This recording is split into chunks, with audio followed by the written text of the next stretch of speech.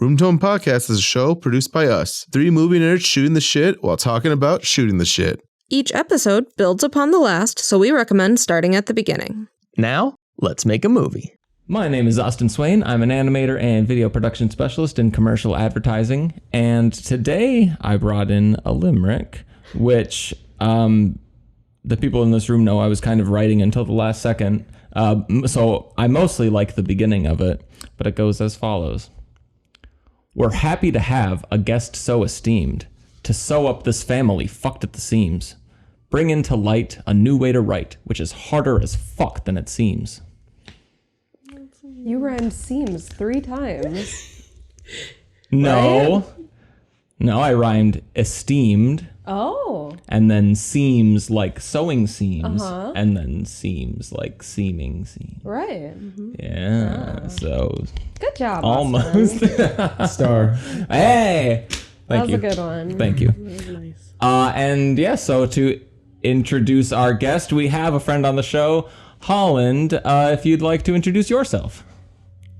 Yeah. Hello, I'm Holland.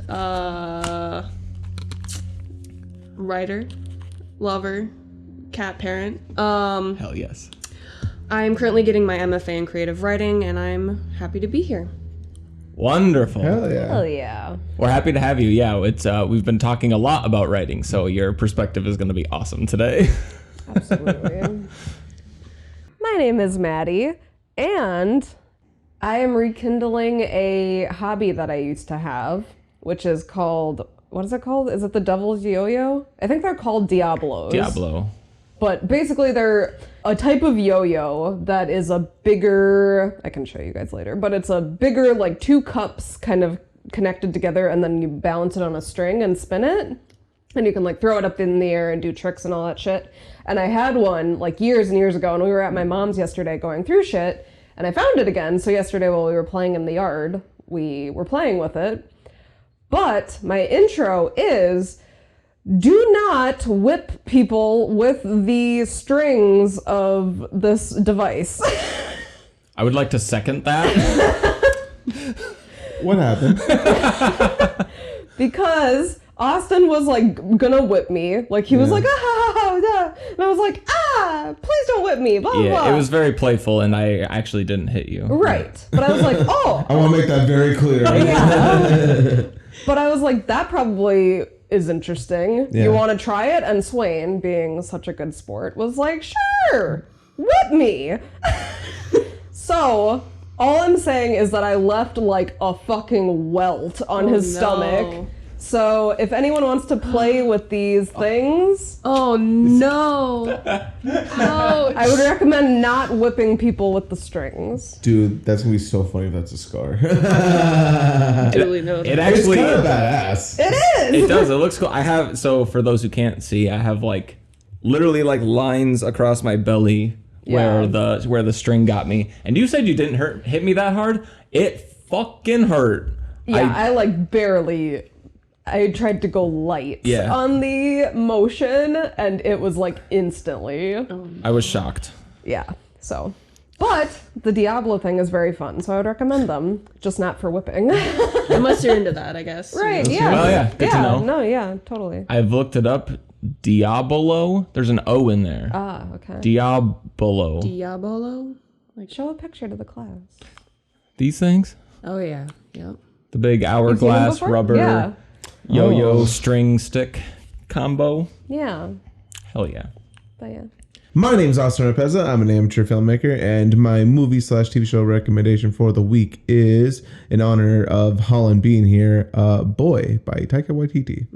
Holland was actually the reason why I got into Taika Waititi. They showed me Boy like back in like 2017 or something like that. Yeah, when I first moved here, like 2018, I think. Yeah, and then like after that movie, like I just went rampant. I'm like, what else has he done? So it's your fault. You got him hooked. Yeah, he's one of my favorite directors. I want to see his short film. I can't remember what it is called anymore, but it's something about a car.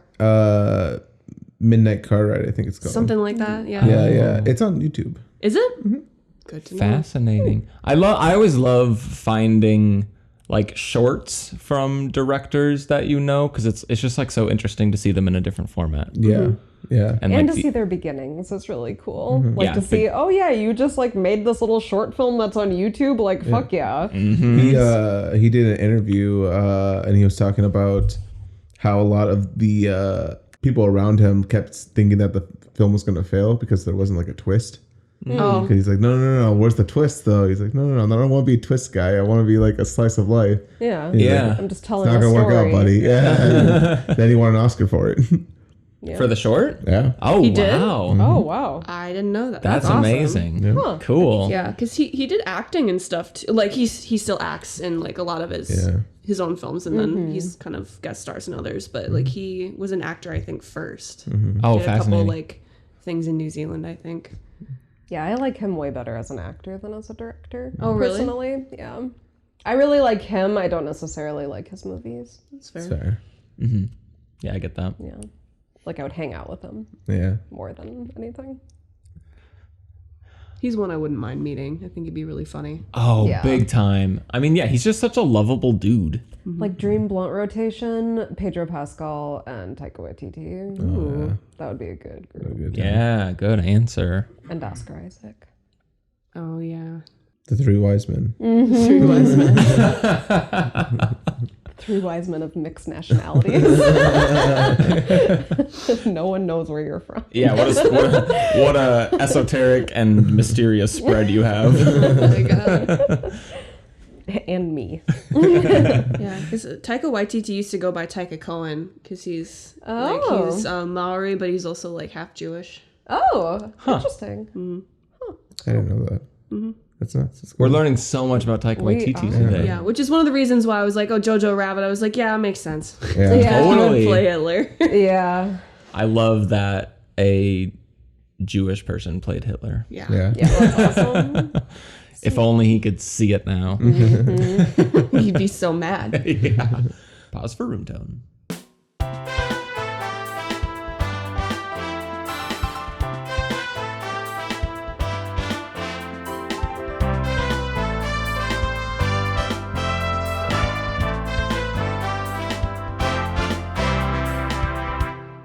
Welcome everyone to the Room Tone Podcast, episode 70. Wow. Yeah.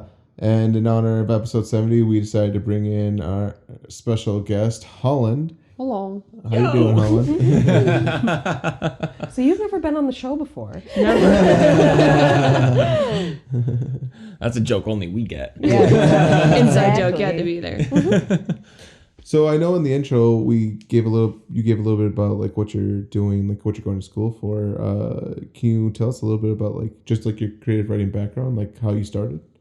Yeah, I guess ever since I was little, I've told stories and really liked writing. Like I would talk my mom's ear off, and then eventually she's like, please just write this down. Like, you got to write this down. I'm like, you've told me this like several times. And so I've just been kind of like writing ever since. I've got notebooks half full of just stuff. And it's kind of been what I've always wanted to be. And a few years ago, like I realized I'm not doing like, I love what I do like as like for my job right now, but I was like, I'm not doing what I want to be doing forever. And so I kind of decided, I went back to school. I got my bachelor's in creative writing. And now I'm working on my MFA in creative writing, so working towards a master's. Very cool. Yeah. So what's like dream job? Write full time. Like, I'd love to just be like a novelist who just like locks themselves away in a cabin, but you know, in this day and age, it's not super realistic. But I'm also Right. getting like a certificate in professional writing, so that would open me up to be like an editor or like a mentor or like just a freelance writer. Oh, cool. So that extra income there as well. So Hell yeah. yeah, Is there a market for like ghostwriting? Mm-hmm. Yeah. Yeah. I bet. yeah. Would I've that- ghostwritten some papers for you know friends. Cool. Nice. Okay. Made Hell big yeah. bank on that. Yeah, I Yeah, I bet. bet. Yeah. Right on. Yeah, I got them pretty good grades. So everyone's looking. No, Right. allegedly. Allegedly. Yes. right. Yes. Well, we don't know these students. It could be. Yeah. No, we don't know. Yeah. It's we're done. It could be nobody in this room. Yeah. No. Right. It's definitely not anyone in this room. Please quit asking questions. Stop it now. So what's the process?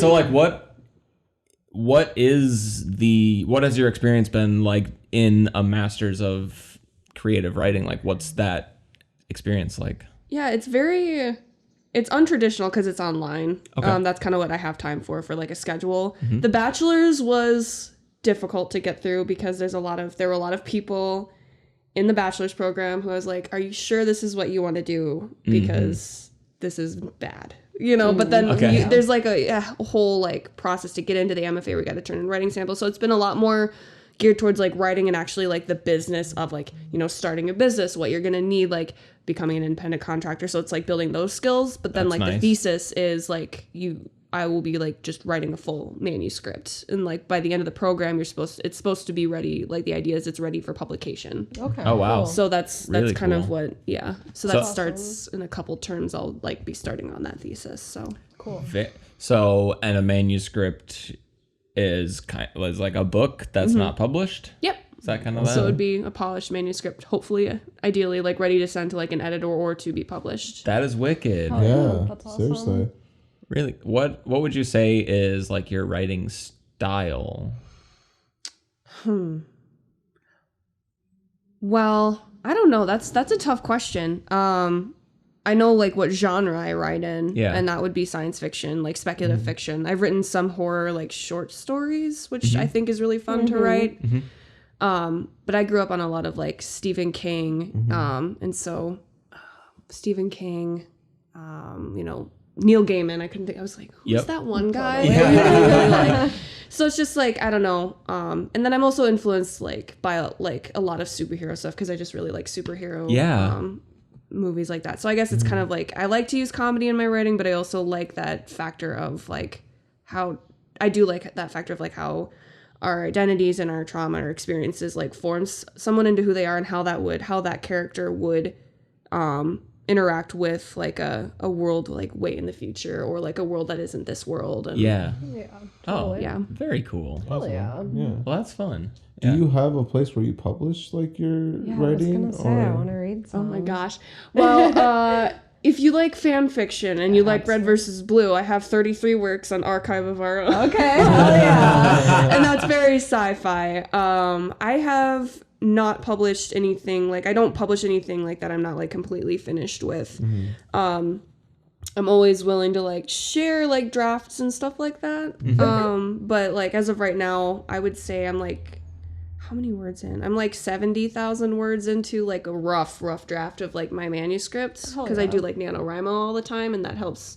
It's like National Novel Writing Month. You write 50,000 words in 1 month, which it's very hard to do actually. No That shit. sounds hard. But I started what I'm working on now started as something completely different, and now that character that story was based on is just like a character in this other thing I'm writing, and so it's just like I've got a lot going on. But So that's kind of what happened with us. Yeah, long story short, I don't have anything up that I'm working on really that like I would put online.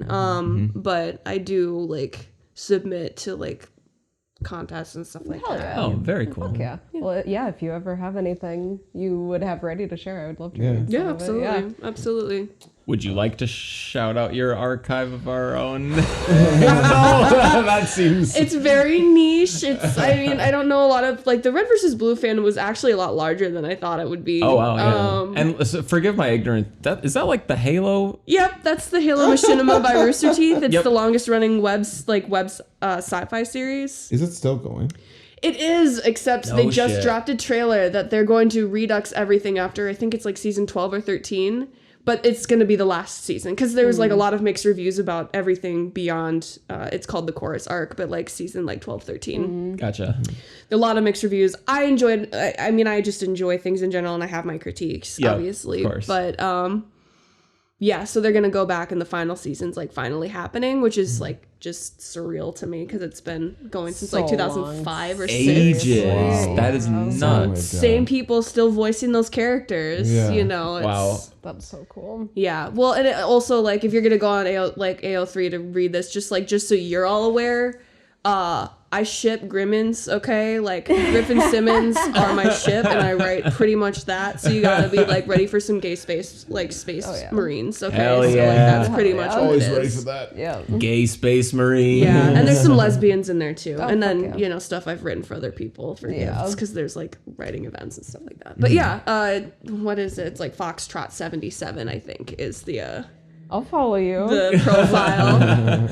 Yeah, I can read my super depressing fan fiction. If you want, on the description of this episode, we can put a link. You're more wow. than welcome. You're more than welcome. I was going back and reading some the other day. And I was like, wow, there's so many typos in this. Like in this, I was like, man, I really should like go Spruce back it and up. Yeah. spruce that up. Man, But- I have to say, you are significantly braver than I am because you couldn't pay me to put my Archive of Our Own link. Oh yeah. Oh yeah. let's, So what do you wait for? Nope, we're not talking about it. We can talk about it on our own. We can talk all about it, but yeah. Yeah. No, it's kind of hard to. Oh, there you are. Their search field definitely needs to. Yeah. I think there's 33 words. Yeah, 33. Hell yeah. Yeah. So many teens. How different we are. Well, here's the deal: is like, I don't know how to write smut. I don't know how to do it. It's something I want to learn how to do because like I feel like, but also like, it's just a lot of like, there's a lot of major character deaths in what I write because that's my thing is I like to kill people That's in fair. my writing. Now Hell you can yeah. combine that with the smut though, like dying during like orgasm, like boom. Wow. There we That's go. more me. Hell yeah. No. I found you. I'm gonna read some. If that's okay. That's Not right now. absolutely fine. Even though I don't know the characters, I always love hearing friends writing. Yeah. Absolutely. Yeah, and it's- yeah. it's fun. Like I always love the concept of fan fiction because it's like taking that established story and it's like, yeah, but what if this? Yeah. And it can be anything. And yeah, that's a fun way to just like explore a world and present yourself. Yeah. And just a plug here, and you don't have to keep this in, but if you're writing fan fiction, do not send it to anyone who is like the writer of what you're creating fan fiction for, because that can create a lot of legal problems. Like if that person reads it or even like there's record of them receiving it and they write something that is similar to that fan fiction, that person who wrote the fan fiction can sue. Oh, wow. Yeah, for creative rights. Don't do it, people. Don't do that. Don't send your fan fiction to people. Wait. So the person who does the fan fiction can sue? Yeah. Like, because if say you're Guillermo del Toro, Yeah. I write fan fiction about Shape of Water and I send it to you, and then 2 years, like a year later, you come out with a movie that is like The Shape of Fire, which is really oddly similar to what I sent you for fan fiction, and I'm gonna sue you now because that was my idea. Even if you But- never Even even if- read it. Guillermo del Toro never read it. That's why, like, do not just don't send that. If you love and appreciate your, idols in the film or creative world, don't send them that. Goes for And- authors too. Don't send it to authors. Especially because it ends up getting into a whole thing of like, yeah, you could technically sue them, but they could technically sue you for writing fan fiction in the first place if you try to make any monetary gain off of it. So it ends up just getting into a very bad situation for everyone involved. So usually just recommend share it free from profit for people, but don't. Yep, fan fiction is for fun. It's for the fans. If you make any money off of it, it couldn't get shut down like super easily. Or just reskin it enough to where it's unrecognizable. Because isn't 50 Shades of Grey a Twilight fanfic? It sure is. And Get your pitchforks. Yeah. very inaccurate. Right. For the BDSM community, unfortunately. Oh, okay. I won't go into it. We don't have to go into it, but it's very It inaccurate. was just this one specific lady who wanted these things. Yeah. Which is, again, that's fine. yeah. Just maybe be careful about what you're publishing and showing the world. Yeah. Right. Showing the world that it's okay. Yeah, you need disclaimers for sure. Well, today... Archive warnings, people. Really Yeah. quick though, like who out there was like, hey, do you want to read my Twilight smut, my Twilight me? fan fiction? Yeah, fuck you, me. But then it's like, and then publish it like to a publisher. Yeah, what if it's great? Wouldn't you? They got I published. guess it and got they- published. Romance writers, like Yeah. romance writing is some of the most lucrative writing that you can do. Is And it? it gets shat on so Really? much, but it's actually, it can be difficult to pull off because you've got to have like there's a certain formula that romance has to follow, and Yeah. it has to end happily, or it's not like an actual like It romance. can become tragedy so quickly. Yeah, you can have like a romantic tragedy, but if it's going to be a romance novel, the ending has to end with like everyone is happy and they're together, or like they found someone else and they're happy and together. You know what I mean? Like it has to. You have to have a bow at the end. Yeah, it has to be a happy. And the dynamics have to be like real world realistic. I mean, they really kind of do, for them to be relatable and for your audience to be able to connect. So interesting. They have to have a bow on them. Like it can't be like somewhat ambiguous like in movies where it's like it doesn't have to, but for the general, for the like true romance genre, yes, it's got to have that happy ending. Everyone like that satisfying ending. Like you want to satisfy your readers. There might be like really sad or difficult things happening throughout the novel, but part of the reason that readers can get through that is because they know in the end everything's going to be okay. Yeah. And that's one of the reasons it has such a wide appeal. You know, because They know it's going to work out. it's going to be hard, but they're going to make it through in the end. And I think people find that just satisfying or inspiring or, you know, what have you. Yeah, I see that. that makes sense. Well, speaking of satisfying endings, our film, our script, great ending. Do we? I guess we could start by asking, what do you think? Yeah, we've brought you on. We kind of just wrapped up putting on. Kind of getting it to a place where we were like happy with its shape, and so we're really interested to hear like a little bit of an outside perspective. And first off the bat, what do you think of the script? I really like it. I do really like it. Like I read it because you showed it to me when we were at trivia one night, and I remember reading that, and then I read the most updated version, and like the ending is different. I noticed. Yes. So, and I do like how that ends too with Donnie accidentally. I love shit like that. I was just like, oh, oops. Like that's perfect. Like that jump scare ending, and then like boom, and it was still all for nothing. Like, but there's like that wholesome moment where they're like, hey, maybe we'll be okay. Like overall as a story, like I really enjoy it. I do really enjoy it. Wow. And I really appreciate like sharing it with me and asking my opinion on it. Well, thank you very much. Yeah. We appreciate having you look at it. Yeah, seriously. I guess go ahead. No, what were you gonna say? I was just gonna say, if you love it, what don't you love about it? Let me see. So what I want to say first is, do you have a working title for it? We're still working on it. It's always important to have a working title, even if that's never what you're gonna call it. You could call it Donnie, and that would be just fine. Sure. But like, not like, and then again, it's like it's also different for like screenplays and like manuscripts for like novels and stuff, because it's gonna come more into play in novels. But if you're ever pitching this before you're getting it produced, they're gonna be like, what's it called? Yeah. You can be like, working title is That's this, but that could change. So if if you're like, it's untitled right now, that might It feels a little. yeah, they want you, and also having your title is also like a good way to like start off with like, okay, this is the title. We kind of have an idea now of like the tone, what it's going to be about. And that's like why a working title is so important. Yeah, title sets so much of the atmosphere. Totally, that makes a ton of sense. And so like that was one of the big things I noticed is I was like, there's no title, which isn't like the end of the world, but I always recommend having. We've been very much putting it off, but having like everything you just said makes a lot of sense. So we should do an episode like our very first episode when we're trying to come up with room tone. But where we're doing the title. Yeah. That would be fun. Definitely. That would be fun. Cool. Let's do it right now. I was gonna say. Well, I mean, like, that wouldn't be a bad idea if we just like spat out like the first thing that we thought of, and did you have a title that you thought of at all? Like, oh my goodness. Name our film. Please. No is definitely okay, but that's just all right. if anything came to I do want to mind. get through the rest of your notes. Yes. Gosh. No, I don't know. I mean, like, things that pop up for good placeholders are like the caterer, the funeral, like just like, certain things. Yeah. Lucille, like totally. Eggman. Man with egg. Man with egg, just like nothing like super concrete, because again, it's not like my project. No, of but course, yoked. Yoked. Write it down.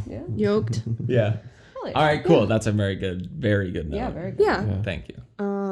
I would, and it's like it's different for scripts than it is for things. So like there was like, spelling and stuff where I'm just like, that doesn't really matter. Like no one's gonna like read it like as like a book. Right. Yep. I'm curious about your director styles. Like what do you want as like directors? Do you want to give like actors more like liberty in how they're like portraying a character?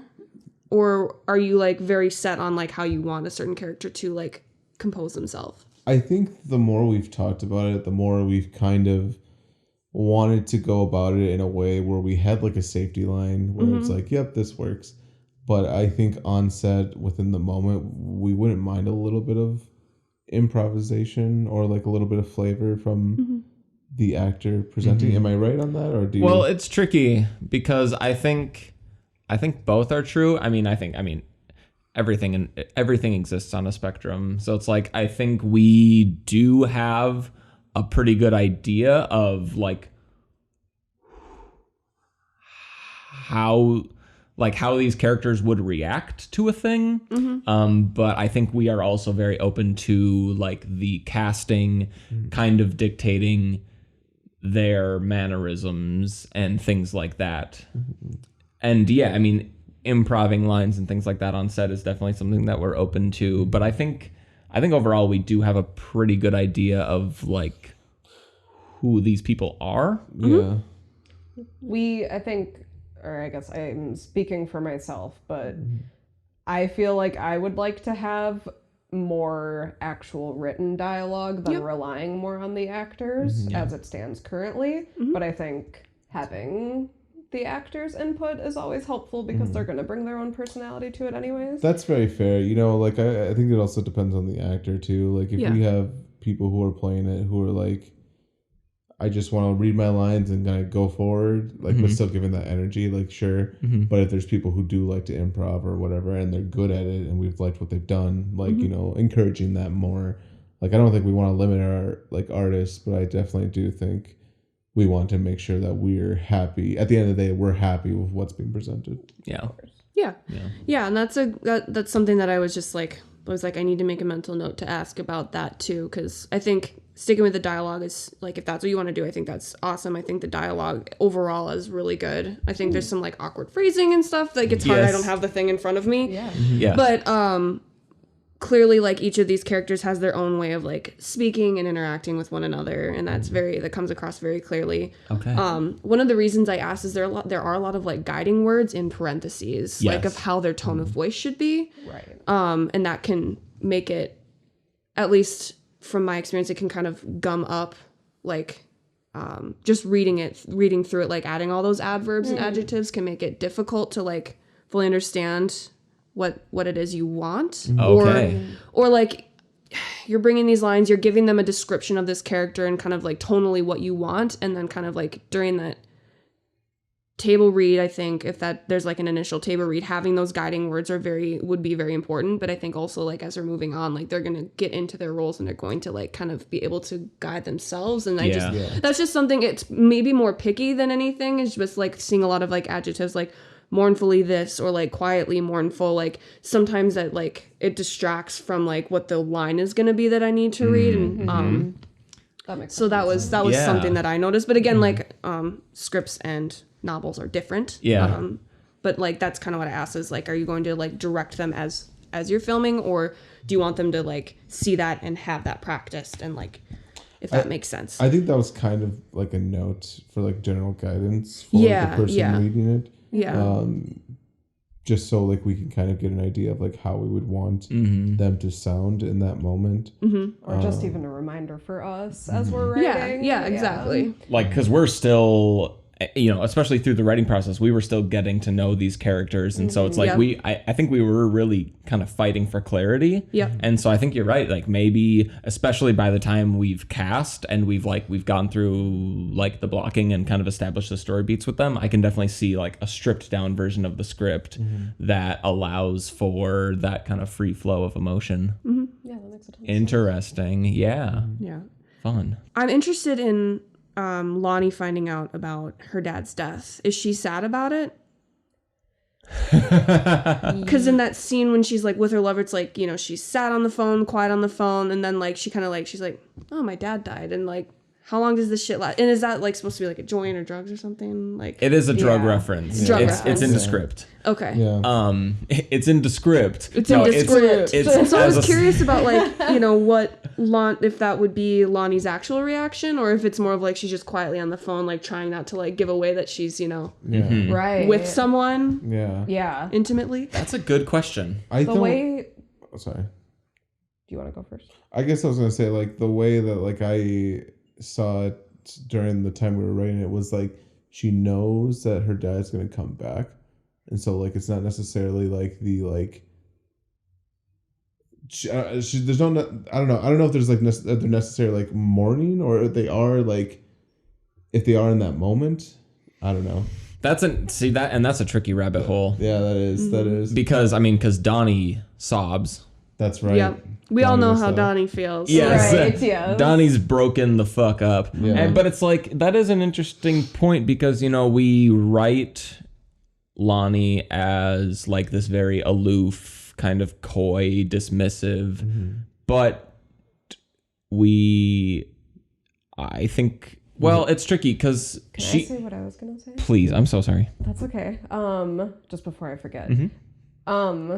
I feel like what we initially were going for possibly, and maybe this is just from my end, but I feel like we kind of wanted in that moment to show like she gets a call, she's like heartbroken or like despondent, if that's the right word, but then you also bring back to that funny of like, oh shit, like I'm like super fucked up right now. But I'm also just realizing something horrible happened, so it's kind of like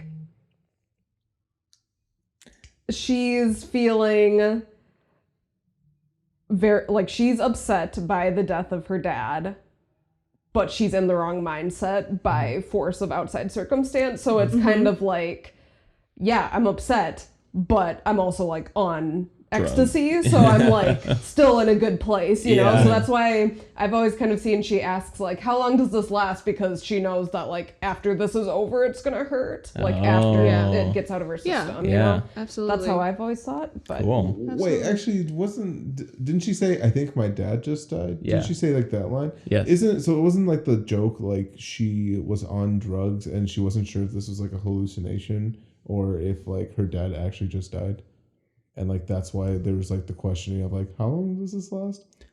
I remember, but I think she knows that her dad died and is kind of is kind of on the fence of processing that. Which it's funny, having written it so long ago. Yeah. the line is, I think my dad just died. Yeah. But yeah, I guess I never took it that literally of like, I think he just died Yeah. versus like, I think my dad just died, you know? Yeah. Yeah. But So yeah, I don't know if I've thought about it in any of these ways since then, but Maddie, your description definitely aligns with what I imagine for Lonnie. for sure. So I guess that is kind of... She's saddish. Yeah. It's always complicated, even if you like don't like your dad. If he dies, you still have feelings about it. Like Yeah. there's no Yeah. escaping that. Totally. Unless if you're David. Unless Which, one more question about Lonnie, and then I really want to talk about the coffee scene with David. 'Cause Okay. I really like that scene. I really do like it. How do we know that Lonnie's on ecstasy? Like, how are you going to show that? Right. That's my question. I was like, because I knew it was a drug reference, but how are we going to know that that's what that is? Or if she's like holding a joint, because I wasn't sure like what the drug was going to be. I guess I also kind of imagine like a little bit of a hazy room. Like fair. not necessarily like smoky, but like you can tell something's been going on. Like it looks like a drug. it looks like an 80s movie Yeah. where it's like, like kind of a drug den. And I guess my inference would be that she's with someone. Yeah. Because like ecstasy is like the love drug. So I guess like being like with someone in like a very sensual type of atmosphere between the two of them maybe adds to it or like helps hint at what drug she's on. Like she's obviously not on heroin. Yeah. If she's getting fucked and like having normal conversations probably. So And I think it's less important what she's on and more important just that she's on something. right. Yeah, it kind of establishes her character as a little bit of aloof. Like Or I She could guess take anything. is it important to know what she's on? I don't think Do you it's necessarily important to know what she's on. I just think like how long does this shit last? It might, I guess, based on the people who will watch this, they will probably get it but someone may not understand what that means. That's fair. Right. And without having like hazy room is good, but like the context of like there's like an empty like Ziploc baggie over here that like clearly like there's something has been taken or smoked, Right. to indicate like that some shit has been like For sure. used. 'Cause if So the like, line and is- that's more of like a picky thing, but I'm just like some people might not realize what that means. Right. Yeah. But again, that's more of like a No, it's a good note. Yeah. Definitely. And yeah, I mean, from the inside, like, of course we know what it means, but that's a hard step to take is like, okay, is this actually going to be understood? Yeah. right. Translatable. Yeah, because it's funny, like, on the page, it's literally, I think my dad just died. How long does this shit last? It's like, what, death? Yeah, well, it could be like how long does being sad last? You know, Yes, like because right. that could be taken like that too, or Right. Yeah. or like how long are you going to be like going? You know, going to town down there? Like, How long are you gonna be? like how long does this last? You know, like so. Yeah. Yeah. I knew what it meant, and I think most people are gonna know what it means. Yeah. But just something to keep in mind when you're Totally. like setting up and Yeah. like actually filming, like maybe having just like a visual indicator of some kind. Yes, Right. that's a very good point. Really good note. Yeah. I believe, and I don't know if this is concrete yet, but I think next we're going to be starting storyboards and trying to map out our shots Cool. of Yeah, where Cool. we're going. So like adding that to like the detail of big time. Totally. where Like, we're- if we want to go like 100% clarity, like the woman coming up could like be taking a pill as she enters frame kind Yeah. of thing, and then it's like, oh, obviously there's Yeah. this stuff going on. Yeah. Neat, fun. Yeah. Cool. Thank you. I love the scene with Dave in the coffee shop. Let's talk about Just like slams coffee suck. You know exactly what kind of person David is. Like he Yes. gets that phone call. He's like, oh shit, that sucks. I guess. And it's like I mean, fuck, this is inconvenient. Like, Yeah. how dare he like die on my dime or my Right. time? Yeah. And I think that was just like a perfect. Just like I really liked that sequence. Thank And I just you. wanted to say Wonderful. that. Like, and like the cut to him just drinking like coffee like again was also like it's a nice touch. Hell yeah. Yeah. I feel like we were pretty proud of that. Yeah, that was great. I don't know. I think literally, like, we were just like, okay, like, how do we make David the most assholey guy? And I think Austin just started, like, going off. And he's like, yeah, just goes off on all of that. Yeah, I think it was like an ad lib, and I'm like, what if he's like in line? Or I think someone mentioned like, what if he's like in line for like coffee or whatever? Yeah. And like, oh, it'd be so funny if he was like the front of the line. Just holding it up. And he was Yeah. holding it up, and like the only thing he was doing to hold up the line was complaining about the coffee he already had. Yeah. Just the biggest asshole. Yeah. And then also like having a conversation about your father dying in public and like, Right. In such a callous way, yeah, you know. yeah. So You're put 'em on showing ice. yourself to everybody. Yeah. And you don't care. Like Yeah. that You don't clearly care. like he is the center of his universe. Yeah. So do you feel like do you feel like those three finding out that he died is like balanced in their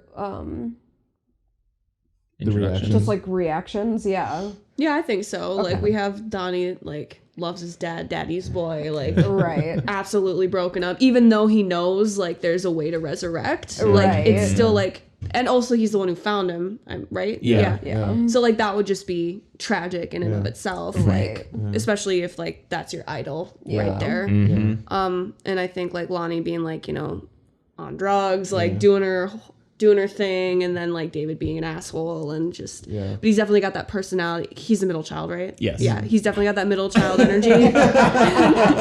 He's definitely got that, like, they named me David. Like, I love that. And it's just like he has got this whole complex that everyone hates him. The world's out to get him. Like from birth he's been fucked over.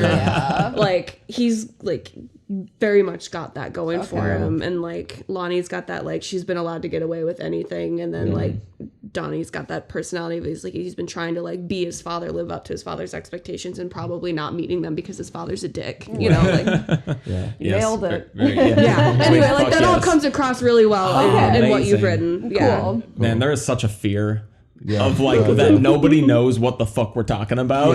No, that comes across in the dialogue, especially because like you're awesome. showing through that dialogue. There's not a lot of like there's no unnecessary exposition. Like you know, like you have those quick flashbacks that show like, oh, this is what their personalities are like. We already kind of know what they're like, but now like seeing how they react to their father's death is like a huge indicator of their relationship with him too. So Hell yeah. Perfect. Yeah.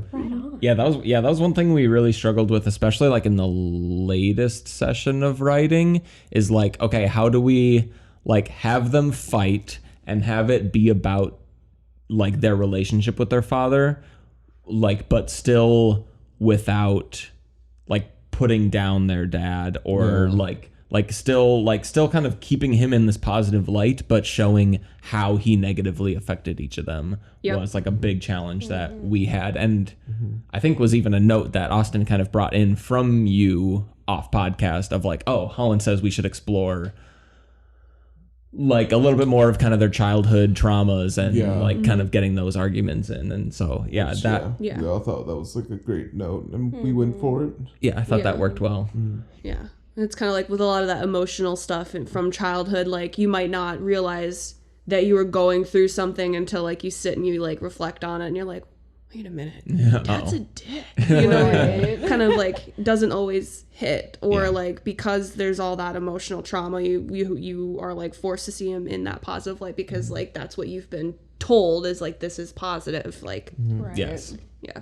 Not to quote Succession as always, but like after, spoiler alert, after Logan dies and they like Shiv and Roman are talking and they say like they were reading the obituary in People magazine and she says like, Dad sounds great, I would have loved to have met Dad. Like this version of him. That's a very good line. Totally. Yeah, So I feel like that's kind of the vibe Yeah. for us as well. Big time.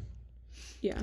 Okay, before we run out of time today, let's talk about Zoe. Yes. Yeah. I guess, I mean, do you have notes on Zoe? Otherwise, I mean, I'm curious, just your thoughts. Yeah. I think there's more of her personality comes out in the end when she's trying to escape. Clearly she's like, nah, fuck this is fucking weird, like I'm done being nice, like something's going on here. I'm curious more about like, because she mentions kind of there's like that offhand comment of like things have been really hard for me too, but then it kind of just keeps going, and I wonder if there's more that could be done with that to like like what is she going through that she would stay as long as she has at this weird family and then also accept their invitation for dinner after being like bullied. Like, and she has that really nice moment with Donnie, so like how is that meaningful to her? And like, you know, them cooking together, like what did she recently go through that makes her stay as long as she does? And I think that could be explored. That's totally fair. Yeah, I agree with that. Is that something that you think makes more sense like delving into in the beginning, or more as like a twist for her character, for lack of a better term? I don't know. That's something that I haven't had a lot of time to think on. And that's okay too. Yeah, because I think like even in the beginning, she's answering the phone. She could be like I said, I don't know what you have in mind for the hard thing she's just gone through, but she could be like on the phone and you could see people around her in like black, like you know, she could be at a funeral of her own when she gets that call and be like, I need this right now, like I'm gonna go do this, which makes it really sad but also kind of like funny that she's like, oh man, I totally get what you're going through. Like that could be too dark. No, but that's what I envisioned. Is she answers the phone either like she's holding like an obituary, you know, like she's just like something really sad has happened to her, or like she's getting evicted or something. You know, she's going something really hard, like something to indicate when she gets that phone call what it is, or an idea of what it is that she's going through that makes her like she doesn't want to go home because home sucks right now. So like why does she stay with this really fucked up family and like to the point where it ends in her death, you know? Like true. I really like that. I love the idea of like her at the other funeral, and she like takes their food in order to cater. Oh my god. Because she just panics, and she's like, oh, I gotta go Right now, I need the money. Yeah, or just like she has like these one-off comments. She's like, yeah, you know, I really need this job. Thank you so much. I'm about to be evicted, so I'm trying to get that last few $100 for rent. You know, just she's just like so sad right now. And she's so happy. She's being like so warmly welcomed to dinner, and you know, and we can bring such happiness and support to these people when like it helps her heal to help others heal. Right. You know, like she's this very wholesome being. You know, like. I know in the beginning we threw out an idea that like she had like this like catering business with her husband, her brother, like, I think, or her brother, or someone close to her, and like the business card that she like has the address on, the like it's like a two names or whatever. One of them is Zoe, and like the other one's scratched out, as if like this is like their like first time going after the death of like that family member. I think we cut it because we were like, that's too much time. We're not sure if like that's like translatable enough for like the short amount of time we have. So hard to like have character motivations but also like not try to shoehorn in exposition. Right. Like so like even you could have like an obituary lying on our table, kind of like how you can see like the name of the person on it, and then you can see later it's crossed off on the card, and that could be all you need. I think that's strong. Just like that extra little connection as to like why is she here, why is she distracting herself with this like craziness? Ooh, oh my gosh! If it was like the sibling route, like the reason why she would want them to come together is because like she sees like her sibling like relationship within them, feeling part of like a sibling group again too for her. Like she's kind of like living vicariously through their interactions, especially when like they're like, you're part of the family now. Like, would you like to join us? We would love to have you be a part of this with us. Totally. And she just gets a little tear. Like, I have a brother again. She doesn't want to go home and be alone. Right, exactly. So why not stay with this weird family just for a little longer, you know? Totally. Yeah, what's the worst that could happen? Oh, wow. That opens up a whole...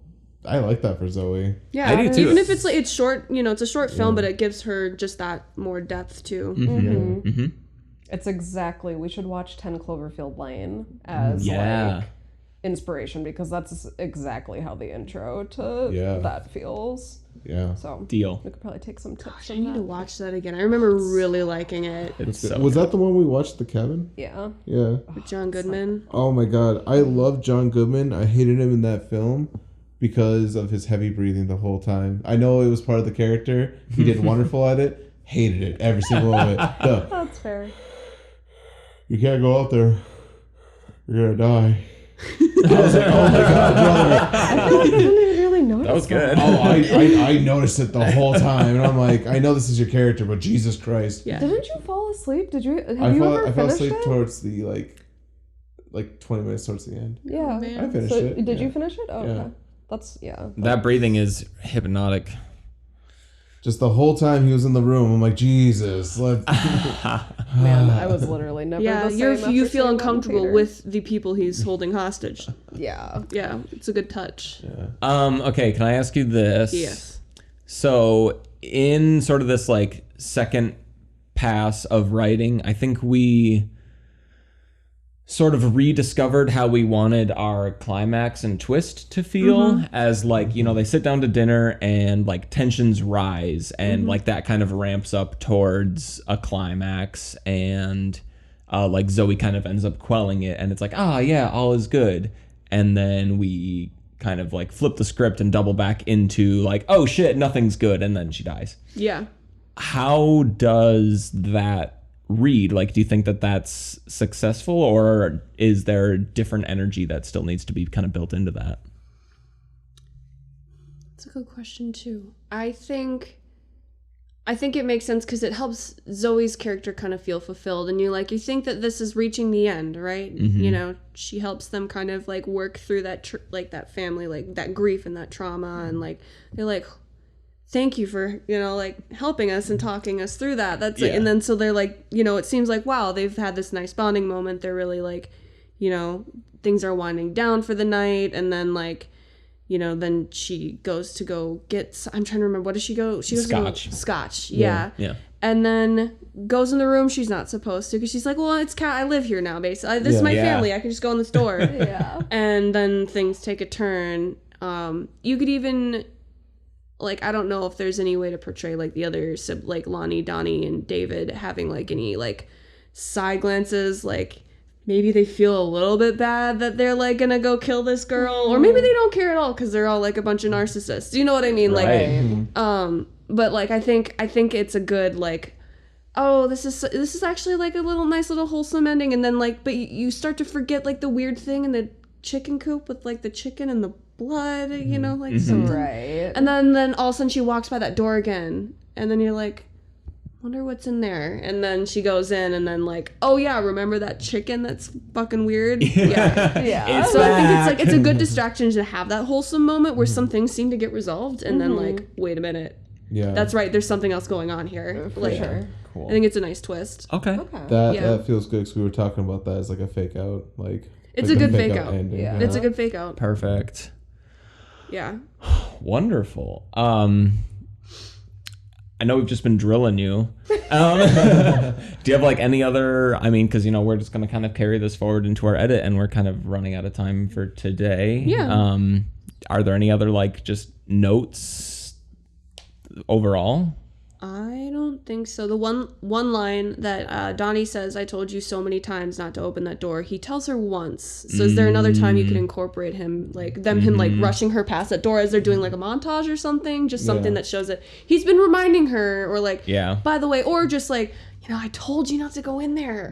Didn't I? Like, I thought I did. You know? Right. Yeah. So like that was the only, but again, that's like something, it's still like in its rough draft stages or in its draft stages. Yeah. So you still got to go through and edit like for those stuff like that. But that's the only other thing I think That's that a I was good point. thinking of. Yeah. Which I think like if we did do edits in the script, that would just happen when we were doing the storyboarding. You know, like I feel like once we can visually see like how we want this to go, it's like, you know what, maybe this can go, or maybe this can go. We can work in like showing the door again here. Exactly. Yeah. Or we'll know that we just have to change that line because we only see it once. Yeah. Yeah, that'll definitely help us refine things. Depends on how much you want to like remind them that door's there. Yeah. Right. Yeah. Which I feel like we've been doing less, like Yeah. less reminding than maybe we should, but Probably, yeah. I don't know. Which is, it's very interesting that we have two very specific doors in our movies that like we're trying to make of note. Yeah. It's Yeah. true. Maybe we should just call it doors. No, yeah. Yeah. The doors. Yeah, the sticky door. Yeah, the doors. Door City. Perfect. I know the total vibe of the film just by that title. Doors. It's Door City. I think doors would even kind of be fun. Yeah. Doors. That's a fun word too. It's a fun word visually. Yeah. It Like just a feels like a logo good from short film title too. Just Yeah. like doors. there. Yeah, and it has kind of has nothing to do with, but kind of has everything to do It with. should be doors with an exclamation point. Egg. Egg. That'd be really interesting if we somehow like visually made like the doors metaphorical for like something, like whether it's like metaphorical for like bad fortune to our characters, or if like, you know, because they do go through a few doorways. Yeah. You know? I mean, I think so. I think the front door is a symbol for like being entered into like a loving household, and the forbidden door is like a symbol for their inner secrets. Yeah. Oh my God. Like Wow, Swain, the you're cult. right there. Doors coming to a theater near you. Ha. Ha. Catch us guess what, next week. Holland? Catch us next week for Pitch Storm. We just got a working title. Doors. Yeah. Hey. Yeah. There you Wow. go. Nice. There you go. Well, thank you so much for coming on and chatting with us today. Yeah, thanks for having me. It was a joy. It was fun. And we'll beautiful. see you again next week. Yeah. Wow. Yeah. Hope you stick around. But yeah, no, if you ever have any notes for us, if you continue on our path and where Yeah, we're going, absolutely. we'd always love to hear them. Absolutely. You are now chief editor. Oh gosh. Send all our revisions to Holland. Yeah. You can. I'll look at them. So Perfect. like free of charge. We need as many people as we can just slough responsibility off. Yeah, it's hard to do, and it's good to have that outside perspective since Yeah. you see it every day all the time, Oh, and yeah. then like I'll see it in chunks. Yeah. So like it's good to step away Yeah. from it or have someone else who's not like in the shit to look at it too. I agree. Big time. Yeah, Well, your perspective has been invaluable. Yeah. Seriously. Thanks. Absolutely. Oh, thanks for coming on. Do you want to do the thing? The thing? Do you want to say the thing? I can say the thing? You can say the thing. You can tell the people to do what we always tell them to do. All right, I'm gonna tell them to do what we always tell you. I'm not we. No. Were we now like? It's we now. It's we. Okay, it's we now. You're part Welcome of to the us. family. Yeah. Oh God! Open that door. Oh shit. Don't open that door. All right, and pause for room tone.